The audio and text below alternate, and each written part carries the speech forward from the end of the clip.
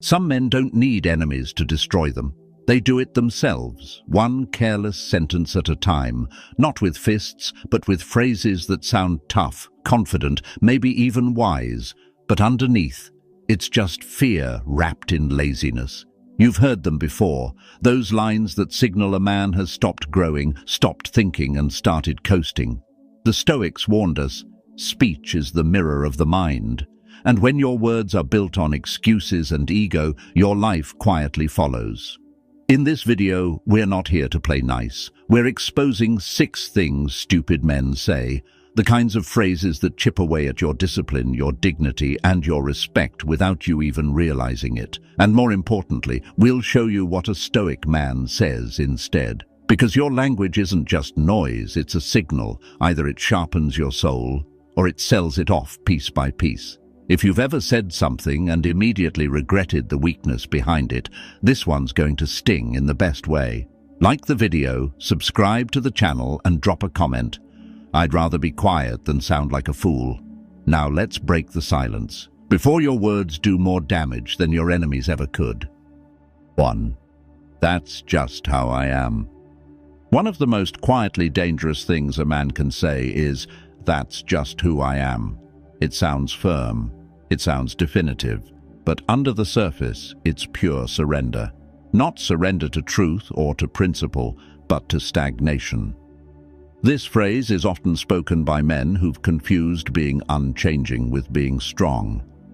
They don't grow. They don't question themselves. They just plant their feet in the same spot year after year, convinced that immobility equals integrity. It doesn't. It's just ego with a lazy mask on. I knew a man named Carl, retired Navy, sharp dresser, 70 years old, the kind of guy who commanded a room without saying much. But the people closest to him knew better. He was stuck, emotionally frozen. Every time his wife asked for more connection, more vulnerability, Carl would mutter, "I'm not built like that." When his son tried to talk about past wounds, Carl dismissed it with, "That's not how I do things." Over time, his relationships began to quietly collapse, not from drama, but from dust. Nothing changed, nothing moved, and eventually, nothing remained. When his wife left, she didn't slam the door. She just stopped waiting for a man who refused to evolve. That's what makes this phrase so destructive. It sounds like conviction, but it's a prison sentence wrapped in fake strength. Stoic philosophy rejects that kind of self-abandonment. Seneca wrote, "As long as you live, keep learning how to live." And that wisdom hits harder the older you get, because life doesn't stop shaping you unless you stop listening. And many men, especially in their later years, confuse experience with insight. But one can exist without the other.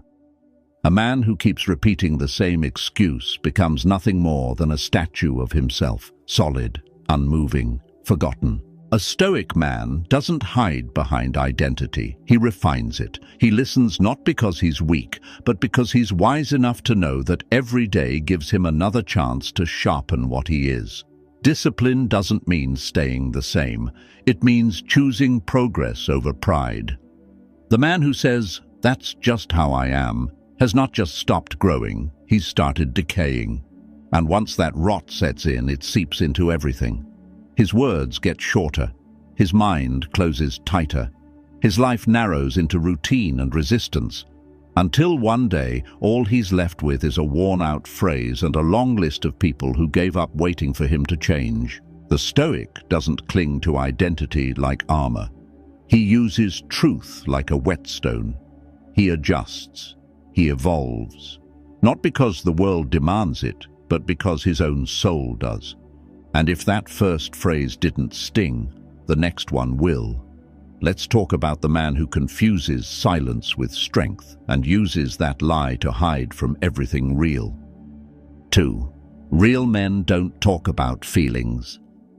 According to research from the American Psychological Association, men who suppress their emotions are at significantly higher risk for depression, cardiovascular disease, and even premature death. Yet despite this, one of the most damaging lies passed from man to man especially in older generations, is the belief that real men don't talk about feelings. It's passed down like an heirloom, worn like a badge of honor. But what it really is, at its core, is a shield built out of fear. Men who cling to this idea are not showcasing strength. They're avoiding the inner war they're too afraid to fight. This phrase isn't about masculinity. It's about hiding. It's the emotional equivalent of pulling the shades down and hoping the storm passes.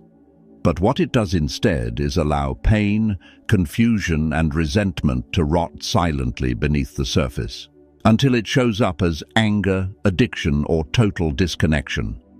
A man who believes he has to bury everything just to be respected doesn't understand that what he's really doing is burying himself alive.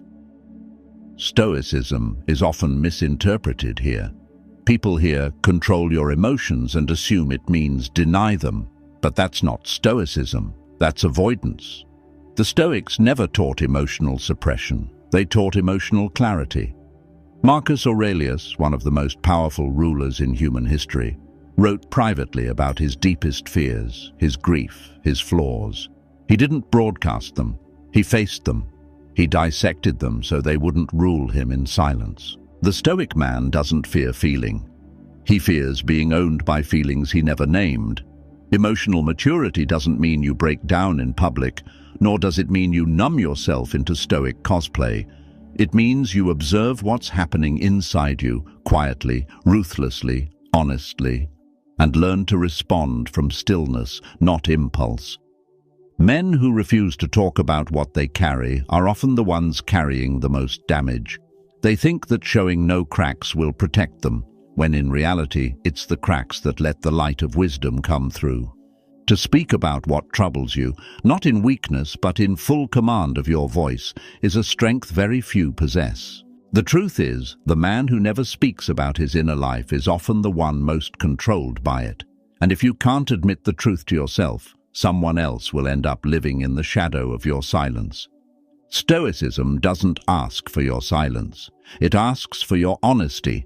You don't need to cry in front of strangers, but you do need to stop pretending you don't feel. Because the next phrase, it's where blame starts to rot everything a man could have taken ownership of. And once that rot spreads, nothing noble survives. Let's talk about the man who dodges accountability by default every time with just 4 words. 3. It's not my fault. Few phrases reveal a man's inner weakness faster than "it's not my fault." On the surface, it sounds like a defense, but underneath, it's an admission of defeat. This is the language of a man who's surrendered all agency over his life, who believes the world just happens to him, that he is always the victim, never the cause, never the solution. And that mindset doesn't just erode his dignity, it sterilizes his entire existence.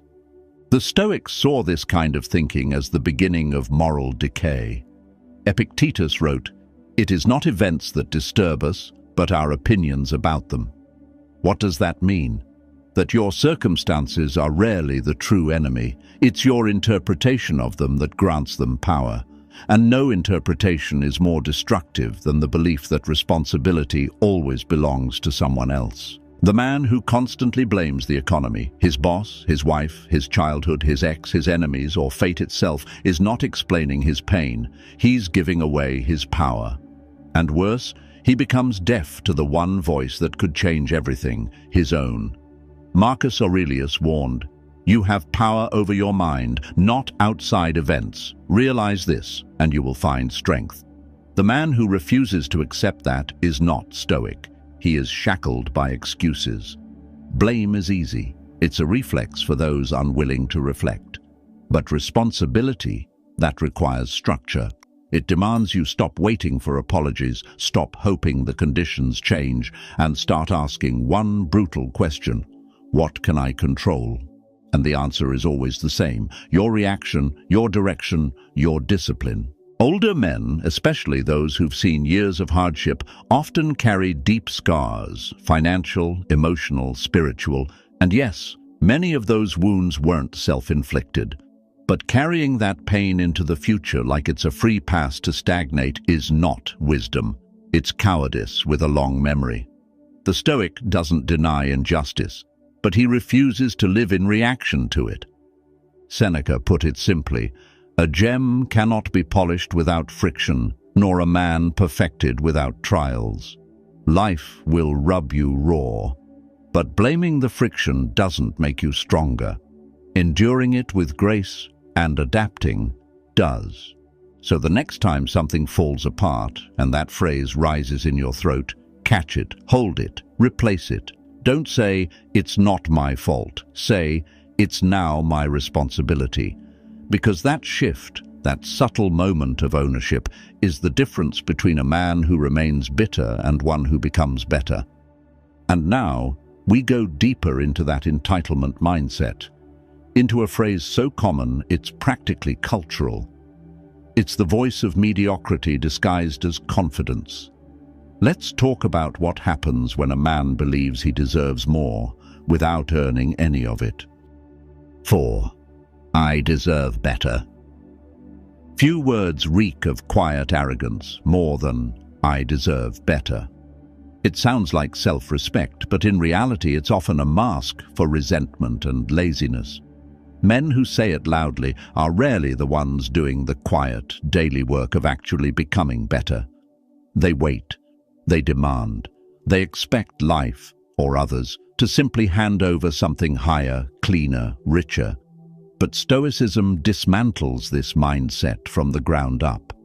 It teaches that life owes you nothing, and dignity doesn't come from what you think you're entitled to. It comes from what you cultivate, regardless of the outcome. Marcus Aurelius reminded himself, "Do not waste time wondering what a good man should be one."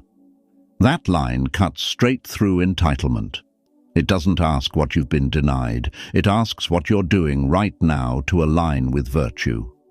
The man who constantly says, "I deserve better," is usually doing less than he thinks and expecting more than he's earned. He's trading humility for hunger and craftsmanship for complaint. The Stoic doesn't walk through life with a list of what he's owed. He walks with discipline, with silence, with the willingness to do what's hard without asking the world to clap for him. Epictetus said, "First say to yourself what you would be, and then do what you have to do." This is the opposite of entitlement. It's embodiment. Entitled men often confuse dissatisfaction with growth. But they're not the same. Dissatisfaction without discipline just leads to bitterness. True growth requires discomfort, responsibility, and restraint. Not once does the Stoic say, "I want what's mine." He says, "I will be what I admire, regardless of what I receive." Men in later stages of life often feel this phrase creeping in when relationships falter, when careers plateau, when recognition fades. The temptation is to blame others for not seeing your worth. But here's the reality. If you spend more time announcing your value than developing it, you've already lost the thread. Seneca wrote, "It is not that we have a short time to live, but that we waste a lot of it. And one of the greatest wastes is the time spent demanding rewards for work never done." A man of depth, of substance, of Stoic character doesn't say, "I deserve better." He asks, "Am I still sharpening?" Because that question holds him accountable to the process, not the prize. And when a man falls too deeply into entitlement, what comes next is even worse: retreat. Not to regroup, but to avoid. Let's move to the next phrase, the one that reveals a man who's given up on doing what's right because he's become too comfortable doing only what's his job. 5. That's not my job. I'm not doing that. It's not my job. You'll hear this phrase from men who've quietly stopped leading but still want to be seen as reliable. It's a sentence that sounds like boundaries, but it's really avoidance dressed up as maturity.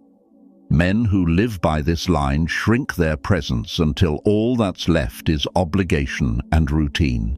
They confuse minimal effort with balance, and slowly they trade usefulness for comfort until their value becomes tied only to what's on a checklist and not an ounce more. I remember a man named Ray, an old machinist from Pittsburgh. He worked the line for 30 years, never missed a shift, showed up every day at 5 a.m. sharp. But at home, he lived by the phrase, "Not my job." The dishes? Not his job. Helping his teenage son with school decisions? Not his job. Talking through anything emotional with his wife? Definitely not his job. He provided, he worked, he paid bills. He did the bare minimum in all the places that required more, and called it being dependable. When his wife finally left after 28 years, he sat in the same kitchen chair he'd always occupied and said, "I did everything I was supposed to do." But that's just it.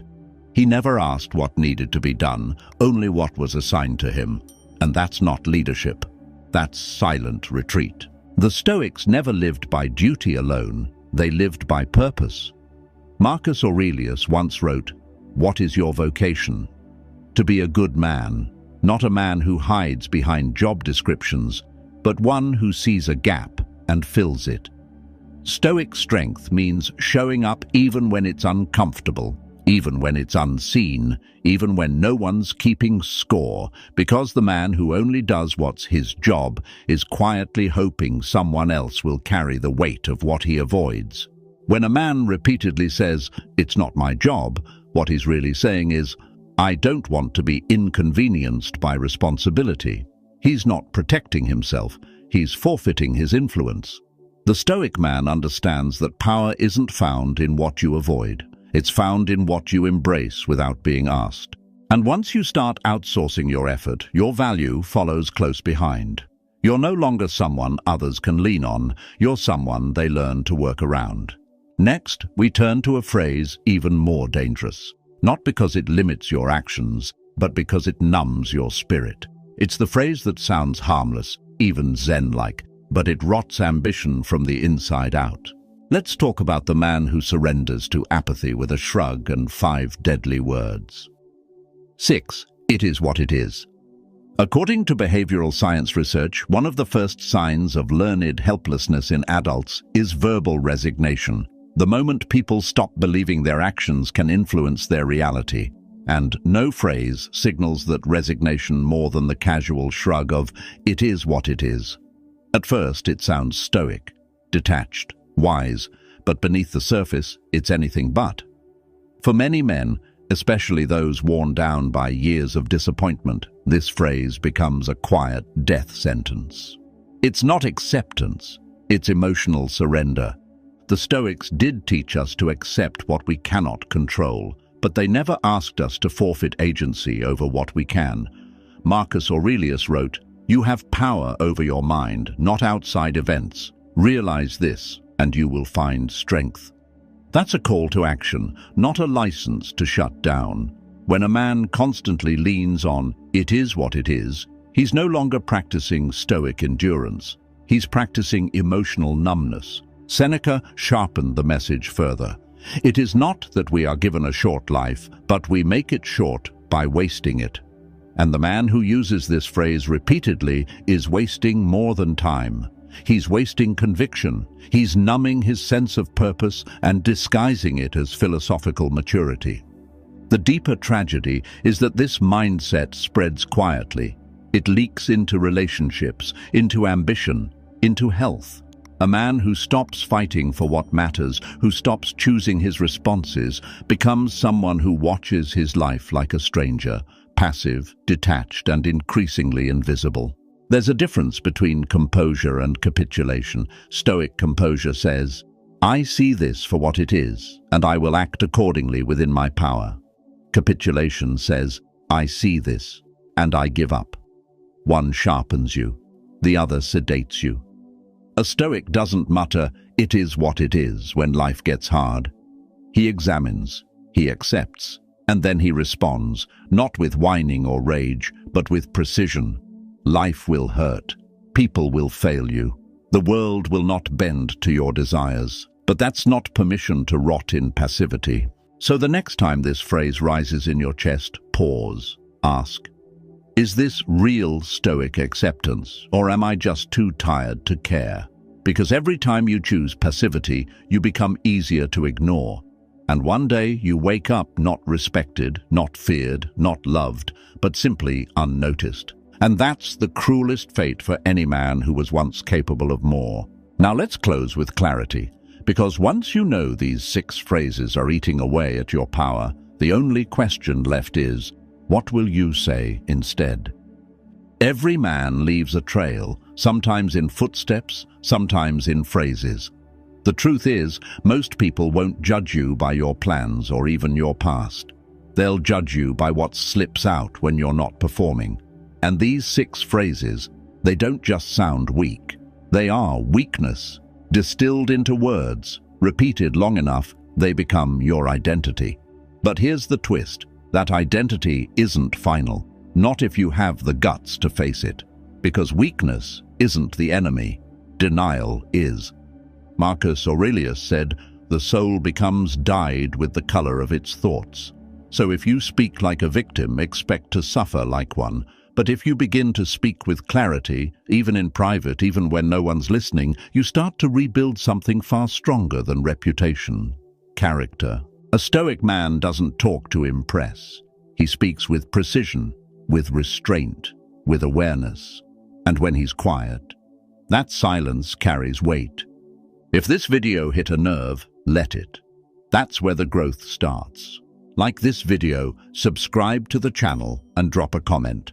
I choose strength over sound, because foolish men fill the air. But the wise? They speak, and the world leans in.